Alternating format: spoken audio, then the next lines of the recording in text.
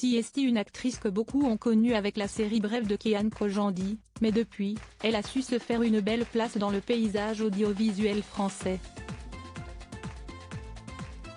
À 39 ans, Bérengère Krief est une actrice accomplie que l'on retrouve ce soir dans un épisode de la série Syndrome E, où elle donne la réplique à Vincent Elbaz et Emmanuel Béard. Dans cette série policière, elle joue le rôle d'une lieutenante, mais avant d'être actrice, elle a également été humoriste. Elle a notamment joué son spectacle Amour en 2020, mais comme elle l'a expliqué en janvier de cette année dans l'émission Je t'aime etc., le titre de ce show aurait pu avoir un lien avec la rupture amoureuse. Si elle est plutôt discrète sur sa vie amoureuse, Bérengère Krief a longtemps été en couple avec un homme et elle pensait même faire sa vie avec lui. Je devais me marier. On avait organisé le mariage et tout, avant que ça coûte de l'argent, autrement dit les validations.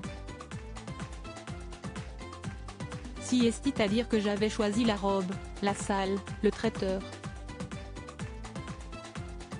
Il y avait quand même une grande démarche, et j'étais dans la comédie romantique où j'avais toujours voulu être. On m'avait demandé en mariage, c'était magnifique, New York et tout vraiment, j'étais Meg Ryan, raconte-t-elle à l'époque.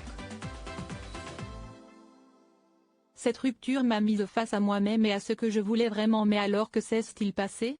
Le mariage qui devait avoir lieu en 2015 a été annulé et l'actrice en a dit un peu plus: au fond de moi je n'avais pas envie de ce mariage, pour moi j'organisais une fête. Une comédie romantique. Une annulation qui a entraîné la fin de son couple et la comédienne a mis un peu de temps à s'en remettre. Cette rupture m'a mise face à moi-même et à ce que je voulais vraiment, racontait-elle dans les pages de télé 7 jours, expliquant qu'elle avait dû suivre une thérapie pour s'en remettre. Après cette douloureuse rupture, Bérengère Krief a retrouvé l'amour. J'ai rencontré un garçon, avec qui ça se passe très bien. Je trouve un équilibre, et c'est difficile, on croit que l'amour c'est comme dans les comédies romantiques, et c'est pas ça en fait, avait livré l'humoriste sur le plateau de France 2.